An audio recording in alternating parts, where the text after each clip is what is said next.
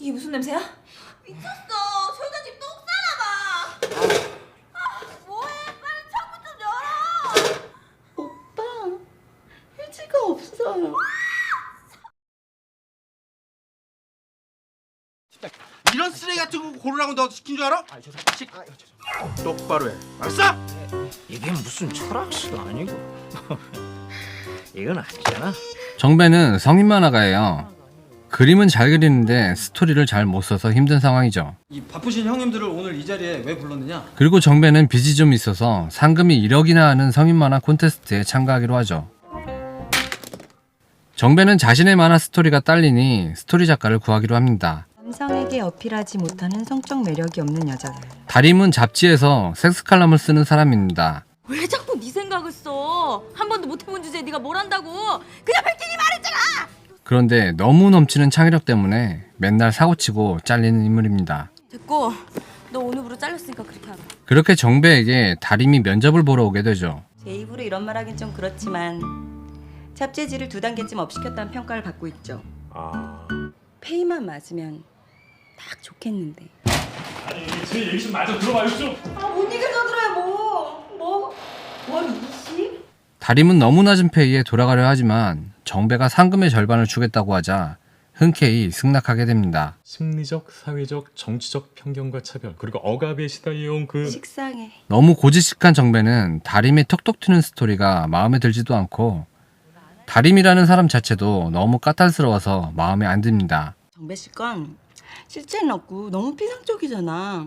시원한 냉커피나 한잔 마셨으면 좋겠는데. 그러다 결국 트러블이 나서 다림이 나가버리는 상황이 됩니다. 야, 너 이번 달 안으로 집에서 나가주면 내가 앞으로 평생 누나라고 불러줄게. 어? 그런데 다림은 남동생 집에서 얹혀 살고 있었죠. 잘 자, 오빠. 그런데 남동생이 완전 여자를 밝히는 새꼴이라 화장실에서 여친이랑 세수를 하고 있었죠.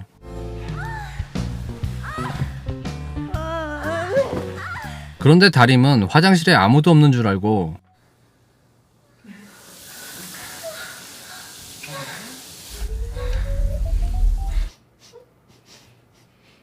이게 무슨 냄새야?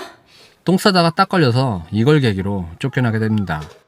오빠, 휴지가 없어요. 사실은 정배도 스토리 쓰는 게 어려워서 다림에게 전화를 해야 될지 말아야 될지 고민하던 찰나 다림이 먼저 와줘서 고마웠죠. 그렇게 갈 곳이 없어서 정배 집으로 돌아가게 되죠. 죄송해요. 그전에는 정배가 다림을 상점 모시듯이 했다면 이젠 갑과 을이 바뀐 상황입니다.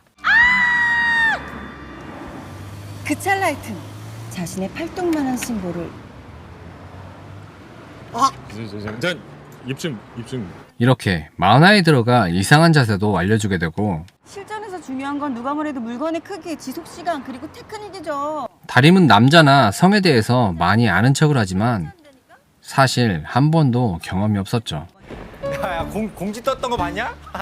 와 진짜 빡세더라고. 야 어떻게 극한 걸 20페이지 분량을 4회분 이상을 말이 안 되지 않냐 말이? 갑갑해 죽는 줄 알았어. 해룡은 정배와 같은 만화가인데 스토리가 딸려서 정배네 집에 몰래 녹음기를 두고 집에 와서 스토리를 훔치고 있었습니다. 알람 쓴다고 책 무지하게 읽었겠지. 만화가들은 그림 그리기 전에 그림에 쓸 정보를 위해 저렇게 사진을 찍고 다닙니다. 여기 같이 오자는 이유가 뭐예요? 뭐 별뜻 없거든요. 그러다가 다림과 함께 한 미술관에 가게 되는데 아니, 어떻게 이렇게 아름다울 수가 있지? 뭐가? 품에 안은 아기를 바라보는 엄마의 눈빛 말이에요. 사실 정배네 아빠는 화가였는데 엄마가 정배가 아기일 때 안고 있는 걸 그림으로 그렸던 걸 아빠 친구가 가지고 있었습니다. 이 5천은 빌린 게 아니라 갤러리 그림을 10년간 대여하는 명목으로 받은 거 아닙니까? 회고전 때 저 그림을 팔까 생각 중인데 싫은데요? 그럼 뭐 돈을 가져오든가. 이걸 사기 위해 돈이 필요한 거였죠. 얼마나 대단한 걸 한다고. 정배는 다림을 사진 찍는다는 핑계로 여기저기 데리고 다닙니다. 나랑 그렇게 데이트하고 싶었어요? 절대. 자신을 속이지 마. 정배 씨랑 자신을 속이지 마. 여보! 야야 비 오는데 야! 그러다 정배와 다림은 비 오는 날 폭풍 키스를 하게 되는데 그러다가 둘은 결국 모텔까지 가게 됩니다. 실전에서 중요한 건 누가 뭐래도 물건의 크기, 지속 시간, 그리고 테크닉이죠. 다림은 떨고 있습니다. 나 B컵이에요. 아유, 오늘따라 왜 이렇게 작아 보이지? 책이나 인터넷에서 본 성지식을 최대한 이용해서 잘해보려 하지만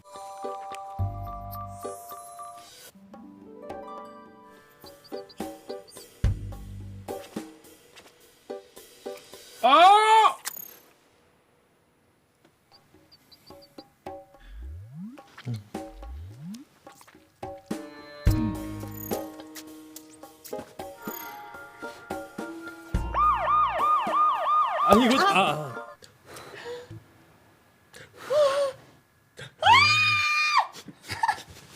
나가자. 정배가 보기엔 그냥 경험 없는 사람이었죠. 너무 티가 나서 결국 그날 아무 일 없이 나오게 되죠. 작업 좀 해봐 이 새끼야. 아유 해야 된다 나도 해야 된다. 아유.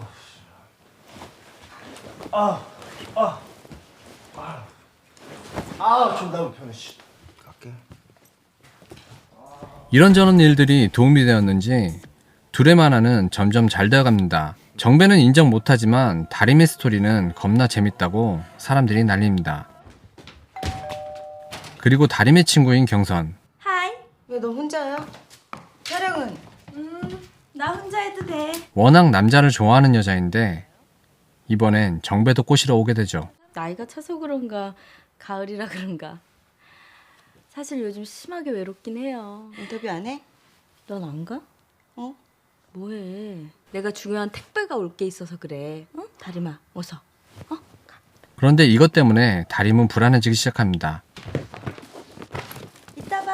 하지만 정배가 워낙 철벽남이라서 물론 아무 일도 없었죠. 그때 다림은 전에 지원했던 회사에서 서류 합격하고 최종 면접만 보면 된다고 연락이 옵니다. 그런데 만화가 아직 끝나지 않아 다림은 망설이게 됩니다. 연습 빠지면 바로 합격 취소를 하니까. 이미 안 간다고 했다니까. 이유가 정배 때문인지 면접을 보러 가지 않게 되죠. 정배에게도 좋은 기회가 찾아옵니다. 유명한 스토리 작가가 있는데 그 작가의 만화를 그려주면 엄청난 돈을 준다고 하죠. 내가 어딜 좀 가야 될 것 같아. 어딜? 파키스탄. 대신 히말라야까지 가서 직접 작업을 해야 해서 만화를 포기해야 합니다. 싫다니까. 못 간다니까. 막 지금 이대로 가버리면 나 정배 씨 다시는 안 볼 거야. 나한테 정말로 소중한 거야. 소중한 거? 그럼 난. 정배 씨한테는 아무것도 아니었구나. 소중해. 하지만 이건 달라. 절대 잃어버리면 안 되는 거야. 결국 이 둘은 이걸 계기로 같이 만화 그리는 걸 그만두게 되죠. 느껴지지 않아요? 아기를 향한 엄마의 사랑이. 그렇게 서로 이유는 얘기해주지 않고 어느 날 떠나버리게 됩니다.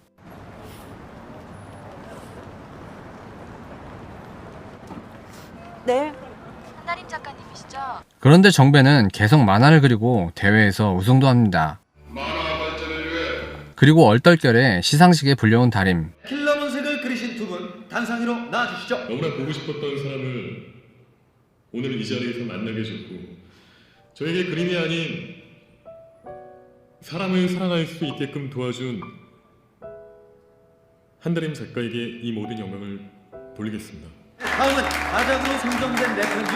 키스 말고 섹스를 그리신 이민호 작가님 모셔보도록 하겠습니다.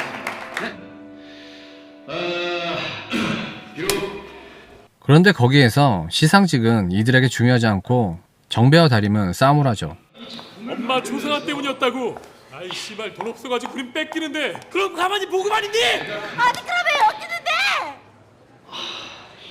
아이 더 이상 그때가 필요 없다고. 너만 있으면 돼. 그런 사람이 전화가. 그런데 싸우다가 또다시 폭풍 키스를 합니다. 그리고 둘이 잘 만나고 있는 장면이 나옵니다. 다림은 여전히 이상한 지식으로 연애를 합니다. 자꾸만 입술을 깨뭅니다. 누구의 시선에나 그것마저 굉장히 어색합니다. 그리고 이렇게 영화 째째한 로맨스는 막을 내립니다. 제일 재밌던 건 최강의 연기였는데 처음으로 경험하는 남자 관계를 자신이 책으로만 봐왔던 지식과 비교해서 그렇게 행동하는 게 너무나 엉뚱하고 귀여웠습니다. 또 아는 사이였다가 갑자기 연인으로 발전하고 나서 변하는 행동들, 즉 사랑하기 전과 사랑에 빠진 다음의 행동을 너무 잘 표현한 것 같습니다. 배우로 최강희를 쓴 것에 대해 100점을 주고 싶습니다. 최강희 특유의 어벙함이 극 중의 주인공과 딱 알맞은 느낌이었죠. 그리고 중간에 남녀의 갈등도 잘 나타내었는데, 남자에게 자신보다 소중한 게 없을 거라고 생각하는 여자와 여자친구보다 더 소중한 것이 있다는 것을 이해해 주길 바라는 남자의 갈등이죠. 이 문제야말로 서로 사랑하는 남녀가 싸우는 가장 원시적이면서도 종합적인 이유가 아닐까 생각합니다. 물론 이것에 오해와 편견 등이 추가되어 더욱 큰 싸움이 되겠지만, 물론 우리가 영화를 보는 입장에서는 둘의 속사정을 다 알고 보니까 왜 싸우지? 서로 자기 사정을 이야기하면 되잖아, 이렇게 생각할 겁니다. 하지만 당사자 입장이 된다면 상대방에 대한 오해와 편견들이 대화로 풀고 서로를 이해할 수 있는 과정을 막아버립니다. 즉, 보는 거랑 경험하는 거랑은 다르다는 소리죠. 여튼 영화답게 해피엔딩으로 끝나긴 했지만 사랑 이야기 입장에서는 해피엔딩이고 부모 입장에서는 배드엔딩일 듯합니다. 이상 오늘의 영화 째째한 로맨스였습니다.